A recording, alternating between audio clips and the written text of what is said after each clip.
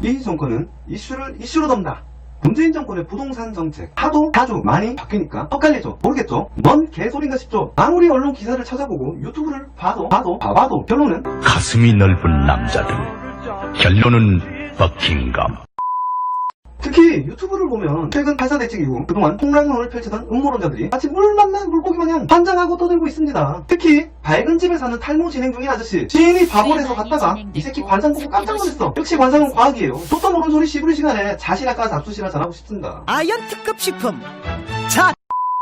결론부터 이야기하자면 동네엔 내릴 가능성이 크지만 적어도 저 새끼들 얘기하는 것처럼 올 연말 내년 초엔 폭락 없다. 과거 IMF, 모기지 서프라임 사태, 급작스러운 세계적 경제 대공황 혹은 전쟁이란 나지 않는 이상 대한민국 부동산 폭락 절대 없다. 그리고 서서히 오르다가 내년쯤 한 번 더 갈 것이다. 그 이유는 두세 편에 나누어서 순서대로 하나씩 설명드릴게요. 폭락론은 쟤네들 다 뇌피셜, 부동산 책으로만 공부한 현실 족도 모르는 방구석 도사들이 자기 염원을 투영한 주문입니다. 제가 이런 말 하면 까농투뷰 저 새끼는 반대 진영, 폭등론자다, 투기꾼들의 하수인이다 하는 지능에 문제 있는 분들이 꼭 출몰하던데 여러분 그 새끼들을 잘 봐두십시오. 그런 놈들이 바로 여러분의 안락한 삶을 망치는 광신도들이다. 이 이야기는 부동산 이야기에만 국한된 얘기가 아닙니다. 무수히 복잡하고 입체적인 세상을 오로지 악마, 투기꾼과 성은한 국민 혹은 정부, 좌와우, 남과 여, 여당과 야당 2차원 이분법적으로 보니까 진실을 보지 못하고 맨날 아까 얘기한 머머리 새끼 같은 놈들한테 속고 이용당하고 내 소중한 시간과 재산을 털어가며 험한 머머리 새끼 같은 놈들 배때기 맞춰 불리우고 우르르 몰려다니며 다른 정신 말똥한 국민들에게까지 피해를 입히는 겁니다. 집값이 비정상인 게 맞고 떨어져야 하는 것이 맞습니다. 그런데 지금껏 대한민국 집값이 우리가 생각하는 정상가로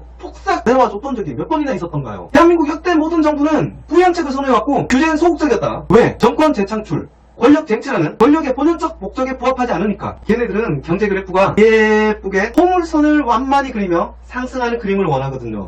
문재인 정권 역시 마찬가지였다. 부동산과 연관이 깊은 경기는 최대한 살리면서 국민들이 지랄하니까 부동산만 어떻게 잡는 신용해야 되니까 나온 정책이 바로 3년간 이어온 앞뒤 맞지 않는 핀셋 규제, 두더지 레이스 정책 아닙니까? 그러다 보니 온 수도권도 모자라 전국으로 오만상 불을 질러 싼 겁니다. 정신 안 차려 불구덩이로 빠져. 가만히 잘 생각해보시고 그래도 의심나면 자료 직접 찾고 깊이 뜯어보십시오. 지금껏 대한민국 부동산이 문제가 된 건 근본적으로 정부의 부양책 때문이었지 규제책이 원인이 되어 문제가 되었던 적은 단 한 번도 없습니다. 그럼에도 정부의 규제책만 부각하여 기승전 사악한 투기꾼, 정의로운 정부 혹은 일반인이라는 3년간 집값 폭등시키고도 뻔뻔한 개소리로 자화자찬하는 문재인 정부의 프레임을 그대로 갖고 와 물고 빨매 정부의 규제가 시작되었으니 타악한 투기꾼은 모두 박멸될 것이고 그로 인해 투기꾼이 불질러 놓은 카푸치노 거품 같은 부동산은 폭락할 것이다. 정신 안 차려 불구덩이로 빠져. 올 연말 내년 초엔 대한민국 부동산은 무조건 폭락한다. 대출 끼고 집 사는 사람들도 폭삭 망한다. 그것이 사실이고 모두 알고 있음에도 투기꾼들이 지그지 값을 올리기 위해 통계값을 조작하고 언론과 정부 관료를 통해 순진한 전 국민들을 기망하고 있으며 모든 대한민국을 조종하고 있다 라는 미친 소리를 당당히 떠들고 다니며 다른 의견 내는 이들을 때려 사기꾼, 정신병자로 몰고 있습니다. 미친 누가 누구 보고 정신병자래. 여러분 쟤들 말에 의하면 투기꾼은 무슨 전지전능한 신적 존재입니까? 백반장고에 쟤들 말이 다 맞다 치더라도 병주고 약주면 폭등시키고 또다시 폭락시키면 감사하고 고마운 정부고 우리가 눈물 흘리며 반복해야 되는 정책인 겁니까? 또한 쟤들 말대로 대한민국 부동산이 정말 폭락이 되면 여러분들은 행복할 것 같습니까? 대한민국 전체 경제가 망가지고 여러분의 자산이 날아가며 일자리를 잃게 됩니다. 그들이 말하는 세상이 그런 세상인가 보지. 그리고 씨발 다 뜯어보면 결국에 이런 소리 아니야. 여러분 대한민국에 나 빼고 전부 투기꾼, 사기꾼, 정신병자들이니까 나만 믿고 한번 투자해봐. 나만 믿고 너의 부동산 재산을 다 처분해버려. 어디서 많이 듣던 유행의 소리 아닙니까? 이딴 식으로 많은 새끼들이야말로 사기꾼들 아닙니까? 온라인에 저런 사기꾼들이 판을 칩니다. 돈이란 건 그 사람의 땅과 피, 눈물, 세월이 모인 인생 그 자체가 아닙니까? 그 돈을 잘못 운용하면 그 사람 인생이 망가지고 가정이 망가집니다. 그 사람 인생을 직간놈이 어떻게 책임지려고 얕은 지식 갖고 전문가 행세하며 남들의 재산을 이래라 저래라 하며 혹세무민하고 있나? 그럴 수도 있겠네요. 왜? 책임질 생각이 없으니까. 책임질 필요가 없으니까. 저딴 소리 아무렇지도 않게 막 싸지르는 겁니다. 그게 사기꾼 아닙니까? 이 아저씨는 탈모가 진행되는 나이가 되도록 그런 것도 모르고 뭘 배웠나? 달걀! 아이 깜짝이야. 때문에 경제만원은 책임감 있게 뱉어야 되는 거라고. 고작치 푼돈 몇 푼 벌겠답시고 책임지지 못할 소리 막 싸지르는 게 아니라 저런 새끼들이 알고 보면 꼭 서울의 아파트 가져본 적조차 없는 놈들이고 서울의 아파트 단 한 번조차 거래성사 시켜보지 못한 놈들이다. 이해 안 가죠? 서울의 아파트 가지려거나 사는 사람들이 자신보다 자산이 적고 경험치 낮은 인간들의 말을 듣고 속는다는 게 그럴 수도 있어요. 왜 계약할 때 그러잖아요. 다른 대기자 있습니다. 지금 결정 백현 사장님 나오신 김에 계약하시죠. 혹은 에이 사모님 본 눈 없으시네. 사모님 쟤들한테 속은 거예요. 걔들 믿고 사면 큰일 납니다. 사장님 논쟁이 많으셨네. 좋은 거 있습니다. 뭔가 비슷하잖아요. 자꾸 폭망, 폭락, 폭삭, 자극적이고 두려운 단어로 여러분에게 불안감을 조성하는 겁니다. 불안감에 자신에게 의존하고 자신의 말을 듣게 하게끔. 여러분 다시 말하지만 폭락은 없습니다. 이 새끼들 폭락의 논리를 볼까요? 크게 보면 세 가지입니다. 이번에 나온 각종 정부 규제책과 공급대책, 바젤3, 세계경제연합 해석이 달라질 수 있다지만 그 안에서도 자신들의 주장과 반한 내용을 쏙 빼고 널리고 널린 자료 중에 자신들의 주장과 부합하는 자료들만 끄집어내서 굉장히 꼼꼼하게 미세한 숫자 하나하나 거론하며 그 사이즈와 어울리지 않는 거창한 이야기를 합니다. 온 나라 경제가 몇 달 안에 폭망한다고. 그런데 조금만 떨어져서 거시적으로 보면 다 말도 안 되는 개소리입니다. 세계경제라는 큰 흐름을 우리가 거스를 도리는 없지만 바젤3를 도입한 것도 정부고 규제책을 내는 것도 정부며 공급대책을 내는 것도 정부 아닙니까? 하물며 공급대책조차 지금 내봐야 다 5년 후에야 물리적으로 가능하다. 그런데 정부의 규제책만 초월하게 부각하고 원인이 되었던 정부가 기존에 실시했거나 앞으로 폭탄을 키워서라도 여차하면 또다시 실시할 가능성이 매우 높은 부양책의 가능성은 왜 전혀 언급하지 않을까요? 자신들의 논리와 부합하지 않으니까. 이게 객관적 팩트라 주장하는 제들의 맹점입니다. 선별적 팩트 제시. 그리고 얼마 전까지 이런 소리 하는 놈들도 많았죠. 정부는 시장을 이길 수 없다. 정부가 부동산에 개입하는 것은 공산주의, 빨갱이들의 방식이다. 이 새끼들은 자본주의의 기본도 모르는 놈들 아닙니까?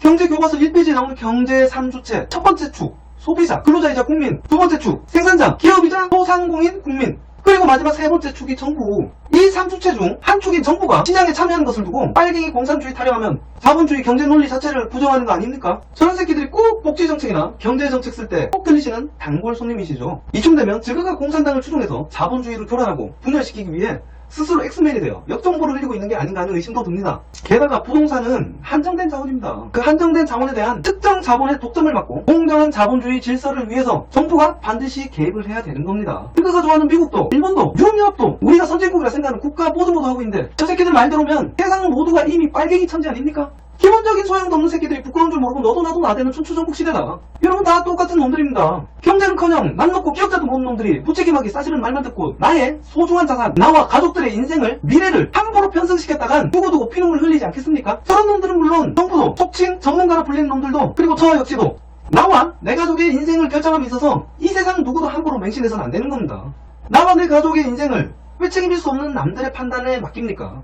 스스로 여러 관점의 다양한 의견을 듣고 스스로 찾아서 보고 직접 발로 뛰어 검증하고 스스로 주관적으로 판단해야 후회하지 않습니다. 왜 부동산이 올랐고 왜 부동산이 잡히지 않으며 왜 사람들이 부동산에 그리 목을 매는지 그 이유를 말해야지. 부동산 폭등시켜 문제 야기한 정부에 관한 이야기는 전혀 없고 부동산의 모든 문제는 밑도 끝도 없는 헛개비 같은 투기꾼 때문이고 그걸 규제하는 정부는 언제나 옳은 겁니까? 자칭 전문가는 놈들이 해야 될 설명과 해결책은 말하지 않고 어려운 용어로 엄한 예를 길게 싸지르며 알아듣지 못하게 설명하는 이유는 단 두 가지입니다. 족도 하는 게 없는 가짜 전문가거나 사람들을 속이면 득한테 떨어지는 콩고물 있거나 자신 혹은 자신들이 속한 그룹이나 진영으로의 이익 혹은 직간접적 물질적 이익이라는 콩고물. 그 중에서 가장 천박하고 더러운 게 자신의 존만한 이념 혹은 직접 명예적 허영을 충족하자 사람들을 혹세무민하는 싸구려 의식의 소유자들 모두가 각자의 콩고물을 위해 여러분에게 색안경을 씌우는 겁니다. 진영과 이념이라는 색안경이요. 먹고 사는 얘기, 돈 얘기, 경제 얘기하는데 진영이나 이념을 왜 껴넣나? 진영과 이념이 밥 먹여줍니까? 물론 그 짓을 통해 밥에 처먹는 연금술사 10새끼들이 있긴 하죠. 그러니까 다들 결론이 산으로 가거나 알아들을 수 없는 뻘소리들 길게 싸지는 거 아니겠습니까? 색안경을 3D 상영관이 아닌 현실에서 끼면 매지가이가 돼요. 눈알이 빠지고 정신이 빠집니다. 그러니까 어머 뻘소리가 삐삐하면 씨부리는 거지. 똑같은 걸 보고도 어머니 게 아른거리니까 눈알이 빠지고 정신이 빠지면 그게 좀비지 인간입니까? 그래서 내가 왔다. 본체를 있는 그대로 말하면 심플하게 정리가 됩니다. 내가 심플하게